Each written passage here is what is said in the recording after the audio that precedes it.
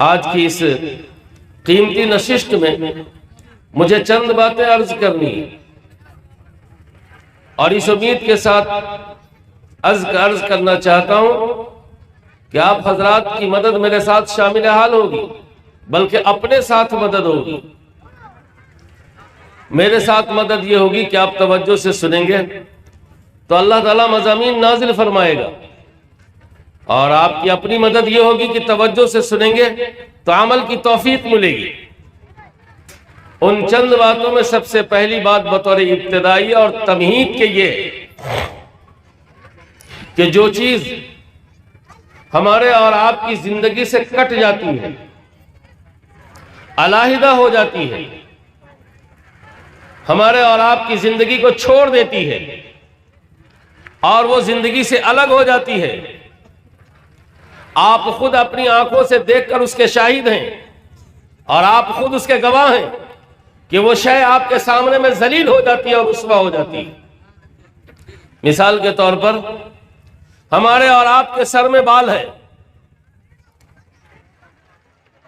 और हम लोग नाई के यहां जाते हैं, सैलून में बैठते हैं और वहां बाल बनवाते कटवाते हैं। वही बाल जो कल तक आपके सर में था, हम और आप उस पर कंघी करते थे, हम और आप उसमें तेल डालते थे, बाल को संवारते थे और संवारना भी चाहिए था।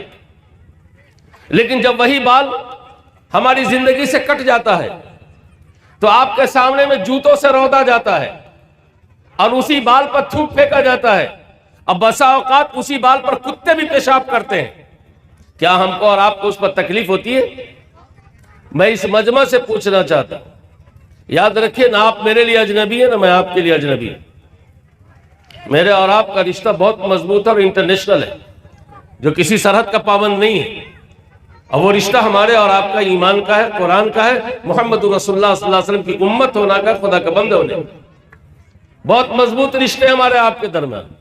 इसलिए मैं आपसे पूछना चाहता हूं कि क्या कुत्ते जब पेशाब करते हैं उस बाल पे जो सर से कट जाता है, तो क्या हमको और आपको तकलीफ होती है?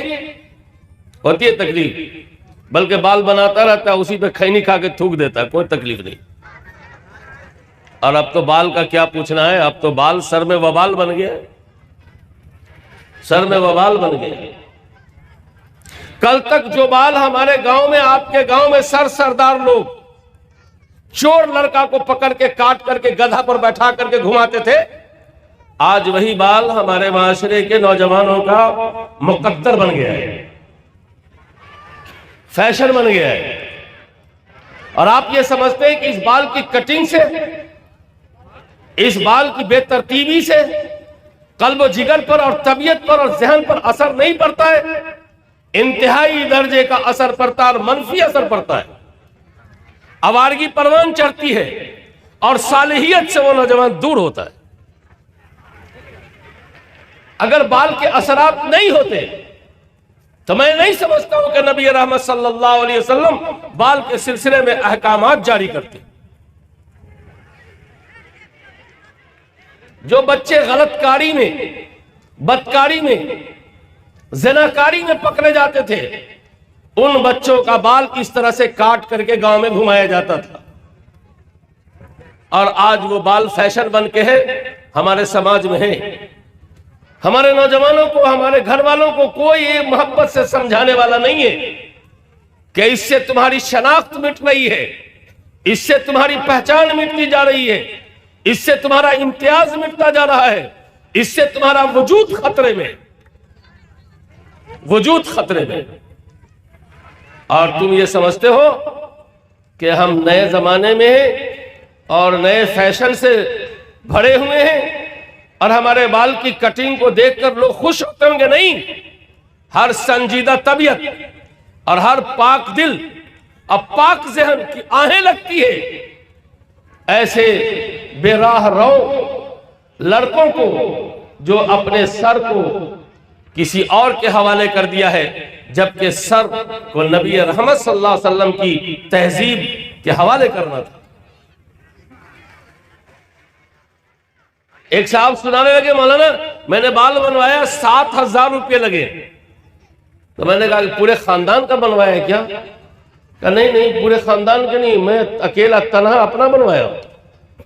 अब ऐसे भी सैलून इंडिया में हो गए कि एक आदमी बाल बनवाए तो 7,000 रुपया लग सकता है। क्या बनवाया भाई? तो वही डिजाइन बताया उन्होंने, कैसे ऐसे किया, 3.5 घंटा लगा।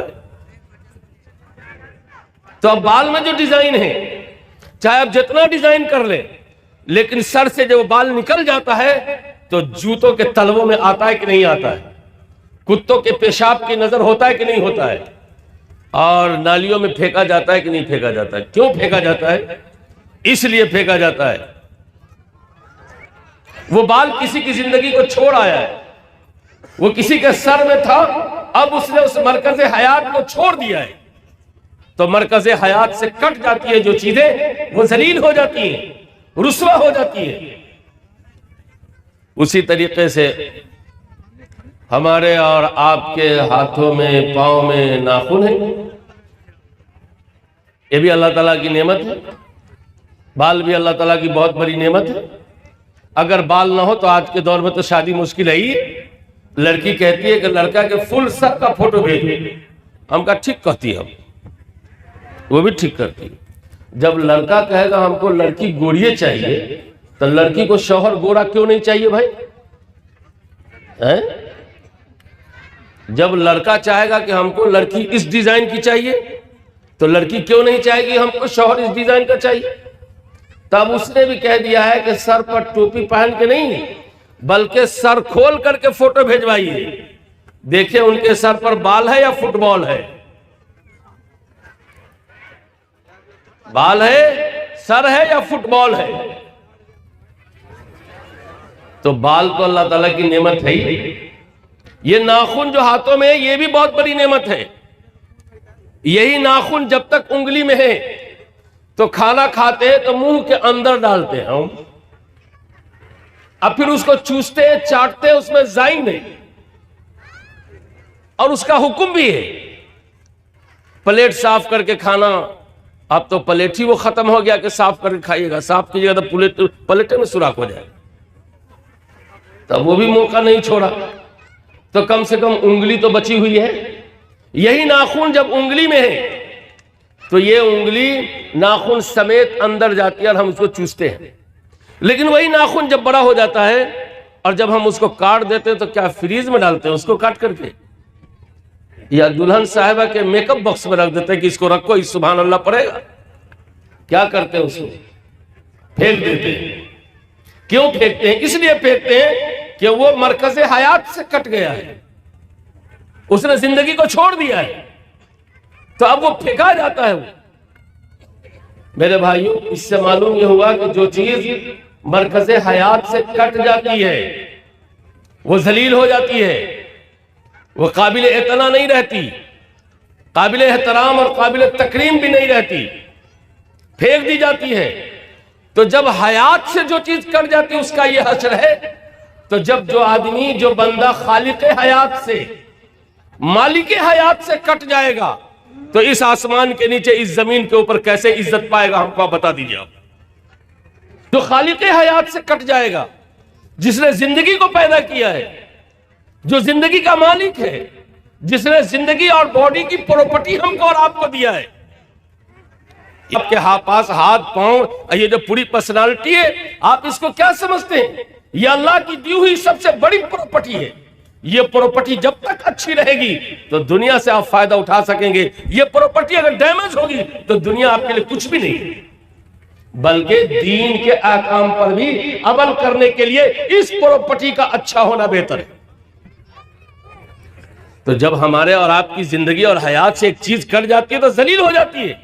तो जिंदगी के पैदा करने वाले मालिक से, उसके खालिक से अगर हमारा ताल्लुक कट जाएगा, हमारा राब्ता कट जाएगा, हमारी मुनासिबत खत्म हो जाएगी, जात इलाही से हमारा रिश्ता टूट जाएगा, तो आप क्या समझते हैं हम दुनिया में इज्जत पाएंगे? नहीं, ऐसी कोई तारीख नहीं, और तारीख का ऐसा कोई सफा नहीं है मेरे पास,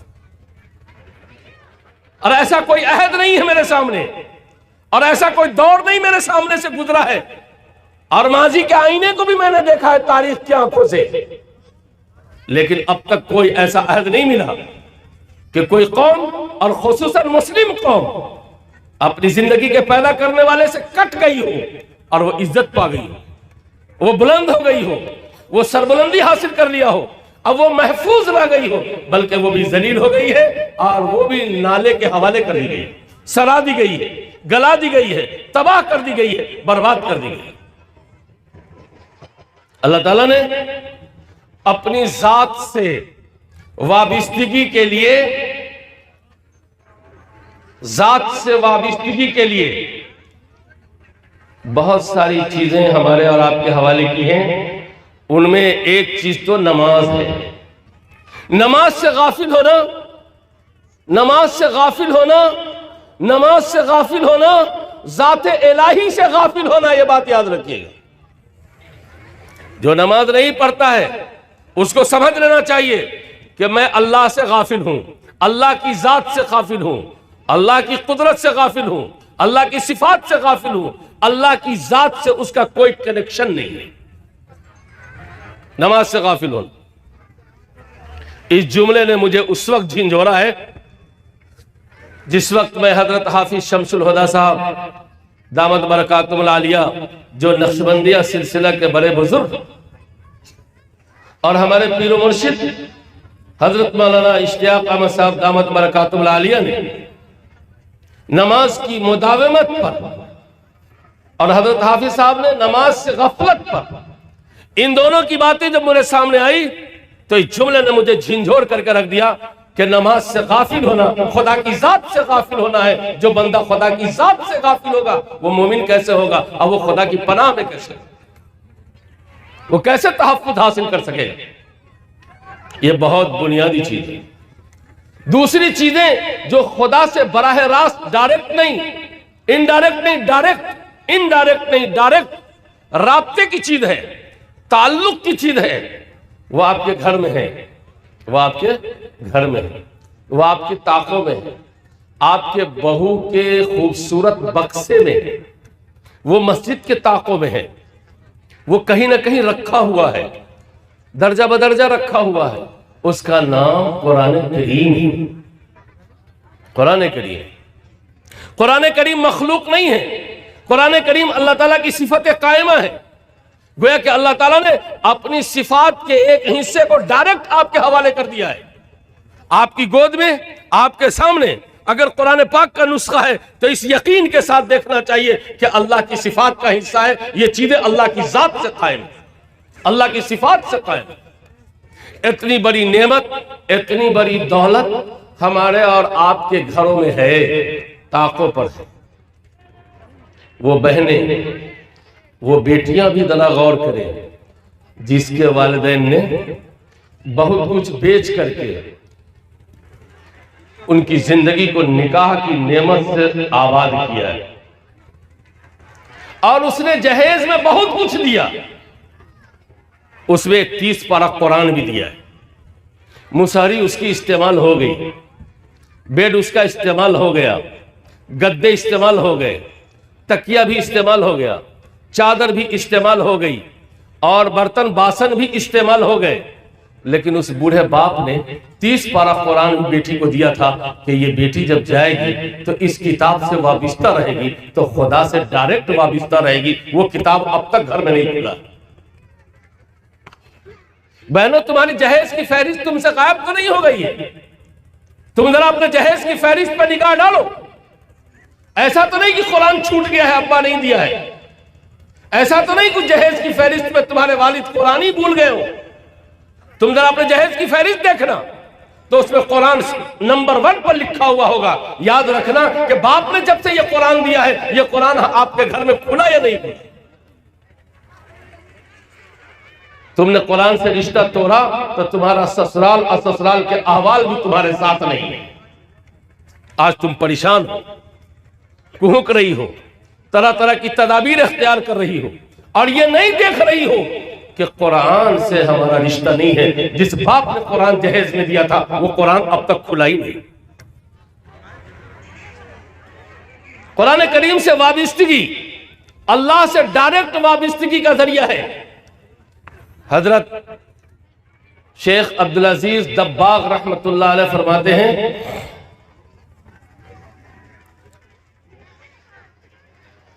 जब मेरे सामने कोई शख्स कुरान शरीफ पढ़ता है, मैं हाफिज नहीं हूं लेकिन समझ जाता हूं कुरान पढ़ रहा है। अगर कोई आदमी हदीस शरीफ पढ़ता है, मैं हाफिज हदीस नहीं हूं लेकिन समझ जाता हूं कि ये हदीस पढ़ रहा है। और कोई आदमी कुरान और हदीस के अलावा कुछ पढ़ता है तो फरमाते हैं मैं समझ जाता हूं ये ना कुरान पढ़ रहा है ना हदीस पढ़ रहा है। शेख अब्दुल अजीज दब्बाग रहमतुल्लाह अलैह से पूछा गया कि आप समझते कैसे? तो उन्होंने फरमाया कि जब कोई बंदा कुरान करीम की तिलावत करता है तो मेरी आंखें देखती हैं कि उसके होठों से लेकर के अल्लाह की जात जो उनके शान के मुताबिक है वहां तक नूर की 2 लाइनें लगी रहती हैं, नूर की लाइनें लगी रहती हैं। उस नूर की लाइन को देखकर मैं समझ जाता हूं ये अल्लाह की किताब पढ़ रहा है। ठीक है, हदीस के बारे में कैसे समझ जाते हैं? तो फरमाया कि जब कोई नबी रहमत सल्लल्लाहु अलैहि वसल्लम की हदीस पढ़ता है तो मैं ये देखता हूं कि उसके होंठ से लेकर के रोज़ा रसूल तक, नबी रहमत सल्लल्लाहु अलैहि वसल्लम के जसद पाक तक नूर की एक लाइन लगी हुई है। ये नूर की लाइन मुझे बताती है कि ये कुरान नहीं है, ये हदीस है, इसलिए कि नूर की ये लाइन नबी रहमत के जसद पाक तक जा रही है। और जब कुरान और हदीस के अलावा कोई पढ़ता है तो ये नूर की लाइन मेरी निगाहों में नहीं आती, मैं नहीं देखता। इससे पता ये चलता है कि जो आदमी कुरान करीम की तिलावत करता है अल्लाह ताला अपना रिश्ता उससे डायरेक्ट कर लेता है, डायरेक्ट कर लेता है। काबिल मुबारकबाद है ये बच्चे हमारे, ये तलबा हमारे, जिसने 30 पारा कुरान को हिफ्ज करने में नहीं मालूम कि 1 करोड़ मरतबा पढ़ा होगा या 50 करोड़ मरतबा पढ़ा होगा। इतनी बड़ी कुरान खानी दुनिया का कोई बड़ा बैरिस्टर और दुनिया की कोई बड़ी दौलत वाला इंसान न अपनी मां के लिए कर सकता है, न करा सकता, कर भी नहीं सकता और करा भी नहीं सकता है। इतनी बड़ी कुरान खानी करके ये बच्चा हाफिज कुरान बना है। एक हाफिज 50 करोड़ मरतबा से ज्यादा कुरान पढ़ता होगा तब जाकर के वो हाफिज कुरान होता है। मैं कहता हूं मुसलमानों से, अपने बिहार वालों से, खुदा करे कि बिहार को यह बात समझ में आ जाए। ये बात गुजरातियों को समझ में आ गई है, साउथ इंडिया के मुसलमानों को समझ में आ गई है, आकाश के हमारे बिहार को भी समझ में आ जाए। ये शाबान के महीने में कुरान खानी कराएं, लेकिन मदरसे में पढ़ने वाले हिफ्ज के तलबा को गुम करके कुरान नहीं पढ़वाएंगे। पूरी जिंदगी 7 खानदान मिलकर के मां के लिए कुरान खानी कराते रहिएगा तो भी इतनी बड़ी कुरान खानी आप अपनी मां के लिए नहीं करा सकते हैं जितनी बड़ी कुरान खानी किसी बच्चे को गोद लेकर के आप करा लेंगे। हमारा ये मजमा अगर सुन रहा है तो अहद करे कि ये मदरसा, क्या नाम है इस मदरसे का? मदरसा तहसीलुल कुरान के दर्जे हिफ्ज में जितने तलबा पढ़ते हैं या जितने तलबा दाखिल होने वाले हैं, इस इलाके के एक एक आदमी बच्चे को गोद ले ले, ये बच्चा मेरी तरफ से कुरान हिफ्ज करेगा। मदरसे को नज़र होगी और आपकी इतनी बड़ी कुरान खानी हो जाएगी कि ना आप करा सकेंगे दूसरे तरीके से और न खानदान करा सकेगा दूसरे तरीके से। ये बात दूसरी जगह के लोगों को समझ में आई तो वह अपनी माँ के नाम से, अपने अब्बा के नाम से, फला के नाम से, फला के नाम से 10-10 बच्चे लेते हैं, 10-10 बच्चे लेते हैं। बहुत प्यारी बात, एक बच्चा मेरे लिए हाफिज कुरान होगा, क्या पूछना है, क्या पूछना है, क्या पूछना है। मदरसे वालों से सरफा मालूम करके अपने नाम से बच्चे का एडमिशन कराना चाहिए, फिर देख लीजिएगा क्या बाहर आती, क्या बाहर आती। तो कुरान से ताल्लुक दर हकीकत अल्लाह ताला से ताल्लुक, खालिक कायनात, मालिक अर्ज़ व समावात और खालिक हयात से ताल्लुक डायरेक्ट का मामला है, डायरेक्ट का मामला। और आज यही कुरान हमारी तिलावत तो दूर की बात है, बेइतनाई का मामला है। हमने कुरान करीम को बदकिस्मती से मुर्दों की किताब समझ लिया है, हालांकि यह किताब तो जिंदों के लिए। कुरान मुतालबा करता है जिंदों से, कुरान जिंदों को तलाश कर रहा है। नमाज तलाश रही है, ज़कात तलाश रहा है, हज के अहकाम तलाश रहा है। कहां है जिंदा लोग? सच्चाई तलाश रही है कुरान की। और कुरान में जितने अहकामात है सब जिंदों को ढूंढ रहे हैं, मुर्दे को नहीं ढूंढता कुरान। कुरान तो जिंदों की तलाश में है, और ये जिंदे हैं कि इन्होंने मुर्दों की किताब समझ लिया है और अपनी जिंदगी से अलग कर लिया। मेरे भाइयों, कुरान की तरफ और कुरान के खादिम की तरफ और कुरान के मिशन को परवान चढ़ाने वाले लोगों की तरफ अजमत के साथ आगे आओ, आगे आओ। 3 बुनियादी चीजें हैं कुरान के ताल्लुक से। अगर कोई कौम, कोई खानदान, कोई फैमिली, कोई मदरसा ये चाहता है कि हम मजहबी एतबार से मुशख्खस रहें और मजहबी एतबार से हमारा वजूद मुस्तहकम रहे, दुश्वारियों और तंगियों से बहुत ज्यादा गुजरना ना पड़े, अब मुझे मिटना ना पड़े, तो उनको कुरान के ताल्लुक से 3 काम करना होगा। नंबर 1, तसीह कुरान। कुरान करीम को सेहत के साथ पढ़ा जाए और सेहत के साथ पढ़ाया जाए। सेहत के साथ पढ़ा जाए और सेहत के साथ पढ़ाया जाए, इसलिए कि कुरान करीम का हर चीज महफूज है, रस्मुल खत भी महफूज है। सारी दुनिया मालिक को अलिफ से लिखती है और कुरान मालिक में अलिफ को हज़फ कर दिया, खरा ज़बर डाल दिया। रस्मुल खत भी महफूज है, गुन्ना भी महफूज है, इख्फा भी महफूज है, इजहार भी महफूज है, कलकला भी महफूज है, इदगाम भी महफूज है, तजवीद भी महफूज है, तफसीर भी महफूज है, मानी भी महफूज है और लफ्ज़ भी महफूज है। यहां एराब भी महफूज है और असरार और रमूज और निकात तो आए दिन उबलते ही रहेंगे। तो कुरान को सेहत के साथ पढ़ना चाहिए, खुद भी पढ़ना चाहिए, बच्चों को पढ़ाना चाहिए, अपने घर की खवातीन को सेहत के साथ पढ़ाना चाहिए। आपका मजहबी वजूद खतरे में नहीं पड़ेगा। नंबर 2, ताज़ीम कुरान। तसीह कुरान तो हुआ, ताज़ीम कुरान, कुरान की अजमत, कुरान की अजमत। अल्लाह अकबर, अल्लाह अकबर। आज बहुत सदमा होता है बिहार की मस्जिदों में जाकर, मदरसों में जाकर, कुरान नंगा पड़ा हुआ है, कुरान नंगा पड़ा हुआ है, कुरान पर रहल रखा हुआ है। कुरान है और अब तो मटिया तेल का दौर खत्म हो गया, वरना तो कल तक कुरान भी रखा रहता था, मटिया तेल की लालटेन भी रखी रहती थी। इसी मुल्क में हज़रत शाह अबरारुल हक साहब हरदोई रहमतुल्लाह अलैह गुजरे हैं, इस एजाज के साथ कुरान रखते थे कि कुरान के इर्द गिर्द में बदबू भी नहीं होती थी, खुशबू से सजा कर। कुरान की ताजीम का हुक्म तो मनसूस है। अल्लाह ताला ने कुरान करीम में इरशाद फरमाया है कि ये वो किताब है जिसको बिला वजू छूना तुम्हारे लिए जायज नहीं, हराम है। ये कुरान अजमत का मुतालबा करती है, ताजीम का मुतालबा करती है, इसको जुज़्वेदान के साथ रखा जाए। खुश नसीब है वो माँ बहने जो अहद करे कि मैं जुज़्वेदान सिला करूंगी और अपने शौहर नामदार के हवाले करूंगी कि ये जुज़्वेदान जाइए इस आबादी की मस्जिदों में, इस इलाके के मदरसों में, जहां जहां कुरान नंगा है उसको कपड़ा पहना दीजिए। इंशाअल्लाह इस उम्मत को अल्लाह नंगा नहीं होने देगा, इसलिए कि इसने अल्लाह की किताब की हिफाजत और अजमत में अपने आप को लगाया है। आज इस किताब की तौजीम, ताजीम और तकरीम में कमी वाक़ हो रही। जिस तरह से लड़के डब्बे नचा नचा के ले जा रहे हैं और रास्ते पे खुल के पारे गिर रहे हैं, बड़े अफसोसनाक बात, बड़े सदमे की बात।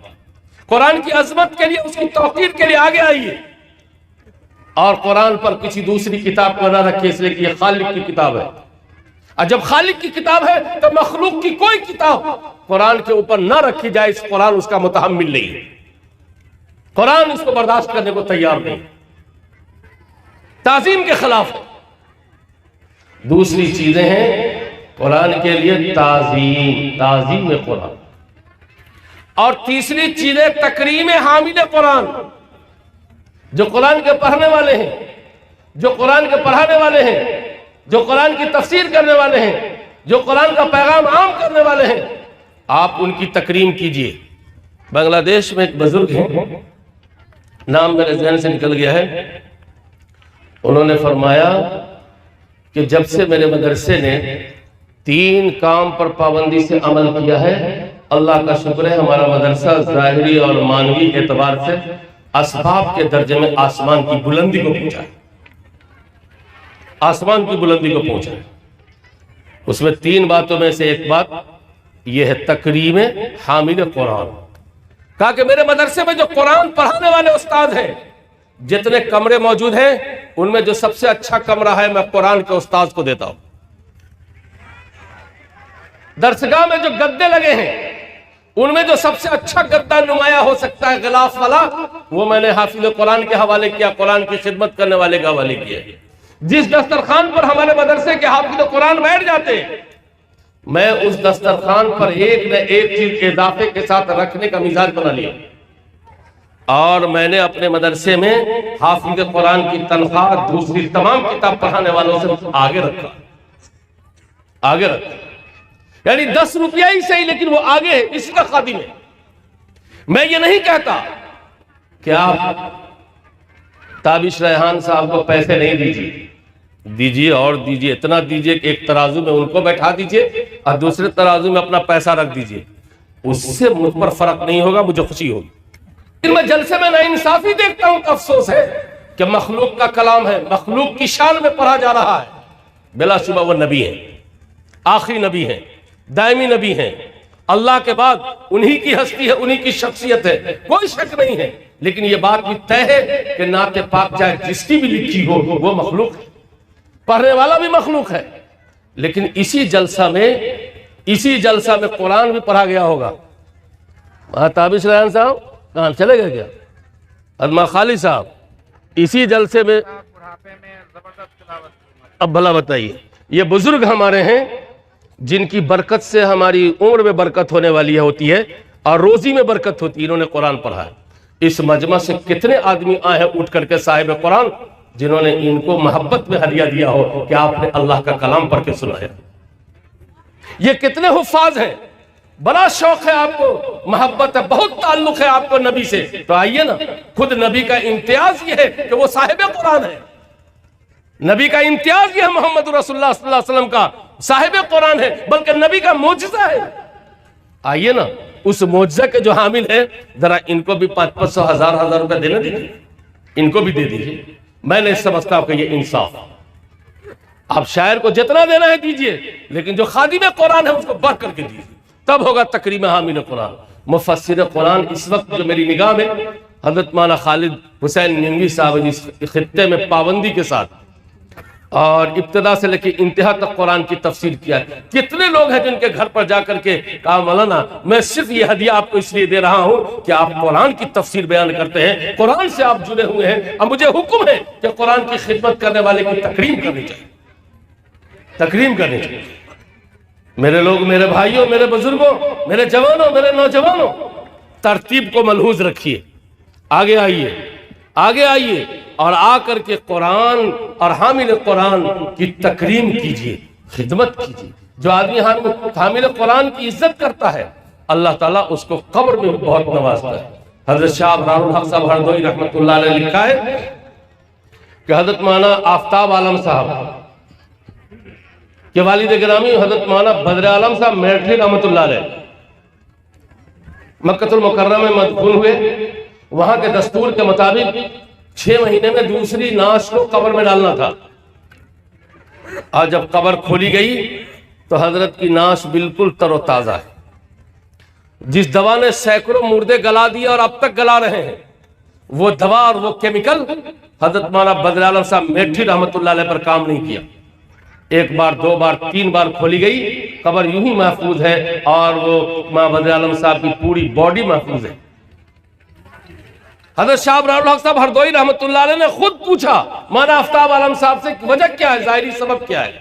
कहा अब्बा बस शरीयत के पाबंद थे, लेकिन एक खास वक्त उनकी जिंदगी में यह था कि अगर कोई हाफिज कुरान बच्चा उनके पास आता तो वो कभी हाफिज कुरान बच्चा की तरफ भी ऐसे पांव नहीं फैलाते थे। उनका मौकफ था कि कुरान अगर रहल पर है तो पांव नहीं फैलाया जाएगा। कुरान अगर सामने है तो पांव नहीं फैलाया जाएगा, वही कुरान अगर किसी के सीने में है तो उस बॉडी की तरफ कैसे फैलाया जाएगा पांव।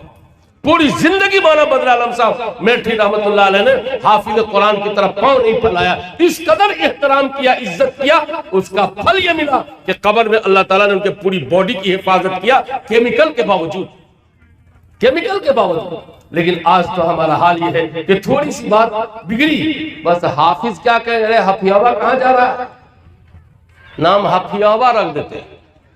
ये अल्लाह का इनाम है, ये अल्लाह का गिफ्ट है हाफिज। जैसा कि मौलाना खालिद साहब ने फरमाया कि जब कोई कुरान का हाफिज होता है तो अल्लाह अपने नाम का अवार्ड देता है। ये बच्चे खुदा के नाम के अवार्ड याफ्ता है, इस नाम को कभी बिगाड़ने की गलती नहीं कीजिए, कभी नहीं कीजिए। ये हाफिज है, खुदा के मिशन का हिस्सा है। असल हाफिज तो अल्लाह है, अल्लाह ताला ने इनको अपने मिशन में शामिल कर लिया। तो तीसरी बुनियादी चीज कुरान करीम के ताल्लुक से तकरीम हामिल कुरान। आप खिदमत करेंगे, उसका फल यह होगा कि अल्लाह आपकी नस्लों में हाफिज पैदा करेगा, आलिम पैदा करेगा, दीदावर पैदा करेगा, इज्जत वाला, अजमत वाला, वकार वाला, एतबार वाला। जो निगलेक्ट करेगा वो महरूम होगा, वो महरूम होगा, वो महरूम होगा, वो महरूम होगा। तो मैं आपसे ये अर्ज कर रहा था कि बुनियादी चीज है खालिक हयात से ताल्लुक, और ताल्लुक के लिए अहम चीजें नमाज हैं, और डायरेक्ट राब्ते के लिए कुरान करीम। एक बुजुर्ग गुजरे हैं शुमाली बिहार में, नेपाल बॉर्डर के करीब, हजरत कारी मोहम्मद तैयब साहब रहमतुल्लाह अलैह, मखदूम बिहार, नाजिम, साबिक नाजिम अल जामिअतुल अरबिया अशरफुल उलूम कन्हो। कारी सिद्दीक साहब रहमतुल्लाह अलैह मेरे जमाना तालिब इल्मी में जब वहां तशरीफ लाए तो कारी तैयब साहब रहमतुल्लाह अलैह का पांव दबाने लगे, वो माजूर थे और हजरत चाह रहे थे कि आप मेहमान हैं, आप मेरा पांव ना दबाएं। बहरहाल इसरार इनकार होते होते कुछ देर हजरत ने पांव दबाया, उसके बाद अपने कमरे में आ गए। तो हजरत कारी सिद्दीक साहब रहमतुल्लाह अलैह फरमाया कि कारी मोहम्मद तैयब की जुबान तिलावत कुरान की वजह से ऐसी शीरी हो चुकी है कि ये अब किसी को गाली भी देंगे तो मीठी ही लगे। और जो कुछ इनको हासिल हुआ है, और इनका ज़हन और इनका कल्ब जो तजल्लियात इलाही से मुनव्वर और रोशन है, और लताइफ कल्बिया का हर हिस्सा रोशन है। ये तसव्वुफ के अंदर लताइफ कल्बिया आता है, वो तसव्वुफीन जानते हैं, हम तो सिर्फ पढ़ के आपको सुना रहे हैं कि लताइफ कल्बिया का हर हिस्सा रोशन है। उस रोशनी में बुनियादी कड़ी कारी मोहम्मद तैयब के सामने है, वो कुरान करीम की तिलावत। कम से कम तो 20-30 साल तक तसलसल से शाहिद मौजूद है कि पूरे दिन पूरी रात कुरान करीम की तिलावत में मसरूफ रहा करते थे। आज ये सिलसिला लोगों हमसे छूट गया है, हमसे टूट गया। न बहनें कुरान पढ़ती है, न हमारे भाई कुरान पढ़ते। ईमानदारी से बताइए कितने उलमा हैं, कितने हुफ्फाज हैं, कितने नमाजी हैं जो पूरे साल में 30 पारा कुरान की तिलावत कर लेते हो? कम लोग मिलेंगे, इक्का दुक्का। और अब तो हाफिज तो परमानेंट तो है नहीं, अब तो रमजानी हाफिज का दौर है, रमजानी हाफिज का दौर। अब तो पूरे साल हाफिज रहने की जरूरत नहीं है। हालांकि मैं कहता हूं कि हाफिज होना अच्छी बात है, लेकिन हाफिज के लिए जितने इनामात हैं वो सिर्फ हाफिज होने पर नहीं है, बल्कि हाफिज रहने पर है, हाफिज रहने पर है। और हाफिज होने का निसाब 2 साल 3 साल का है, और हाफिज रहने का निसाब पूरी जिंदगी का है, पूरी जिंदगी का है। इसलिए मैं इन तलबा अजीज से कहता हूं, बेटा अल्लाह ताला ने जब तुम्हारे सीने को कुरान दान बना दिया है, तुम्हारे ज़हन और फिक्र और मेमोरी को कुरान से सजा दिया है, तो खुदारा अपने दिल के ताक से 30 पारा कुरान को मत निकालना, वरना खुदा को निकालने के बराबर हो जाएगा, खुदा की सिफत को निकालने के बराबर हो जाएगा जो उनसे कायम। तुम डॉक्टर बन जाना, इंजीनियर बन जाना, हमको उससे कोई मसला नहीं, लेकिन जब तुम्हारे दिल की ताक को अल्लाह ने कुरान दान बना दिया है, अम्मी घर के ताक में कुरान सजाया, अब्बा घर की ताक में कुरान सजाया, इमाम साहब मुअज्जिन ने मस्जिद की ताक में कुरान सजाया, तुम्हारे अल्लाह ने तुम्हारे दिल की ताक में कुरान सजा दिया। अब फैसला तुम्हारे हाथ में है कि तुम इस कुरान को दिल की ताक से निकाल दोगे या रखोगे? क्या करोगे तुम बताओ? क्या रखोगे? रमजानी हाफिज बनोगे? नहीं, पूरी जिंदगी हाफिज रहना है। ये अहद करो, ये एग्रीमेंट करो। तुम खवास हो, मौलाना ने तो पूरे मजमा से एग्रीमेंट लिया है। मैं तुमसे मुआहदा करता हूं कि तुम वादा करो कि जब खुदा ने तुम्हारे दिल की ताक में 30 पारा कुरान सजा दिया है तो इसको निकालना नहीं, इसको पढ़ना, बराबर पढ़ना, मेहनत से पढ़ना, तवज्जो से पढ़ना, इसकी हिफाजत करना। ये बहुत बड़ी संपत्ति, बहुत बड़ी दौलत तुम्हारे हिस्से में आई है, बहुत बड़ी नेमत आई है, और इसका सिला तुमको भी मिलेगा, तुम्हारे माँ बाप को भी मिलेगा, तुम्हारे खानदान को भी मिलेगा। और इसी कुरान की बरकत से अल्लाह तुम्हें रिफत अता फरमाएगा, बुलंदी अता फरमाएगा, शौकत अता फरमाएगा, परवाज नसीब फरमाएगा। कुरान से वाबिस्ता रहिए। जो कुरान से वाबिस्ता होगा वो अल्लाह की जात से वाबिस्ता होगा, और अल्लाह जो खालिक कायनात, मालिक अर्ज़ समावात और हमारे और आपकी जिंदगी को पैदा करने वाला है, उससे रिश्ता और ताल्लुक कायम रहेगा। और जब खुदा से ताल्लुक कायम रहेगा तो यकीन जान लीजिए अल्लाह इस जिंदगी में करम फरमाई करेगा। जिस तरफ बुलाएगा तो अल्लाह अपनी मर्जियात के साथ बुलाएगा, अपनी रजा के साथ बुलाएगा, और दुनिया में भी इज्जत बख्शेगा और आखिरत में भी अल्लाह ताला से बुलंदी अता फरमाएगा। मैं शुक्रगुजार हूँ यहाँ की इंतजामिया का, यहाँ के मेहमानों का, और अहलियान मुंतजिमीन का, मदरसे के असातिज़ा का, और दिगर तमाम सामीन और हाजरीन का, उलमाए किराम का, जिन्होंने मेरे जैसे मामूली आदमी की इतनी तवील गैर मुरत्तब बात को सुनने के लिए मशक्कत बर्दाश्त की है। अल्लाह उन सबको हरा भरा रखे, जज़ाए खैर अता फरमाए। रब्बना तक़ब्बल मिन्ना इन्नका अंतस समीउल अलीम बिहुर्मति मुहम्मदिन अबू बकरिन व उमर व उस्मान व अलीजिन व अस्हाबी अजमाइन व बिरहमतिका या अरहमर राहिमीन व आखिरु दावाना अनिल हम्दुलिल्लाहि रब्बिल आलमीन।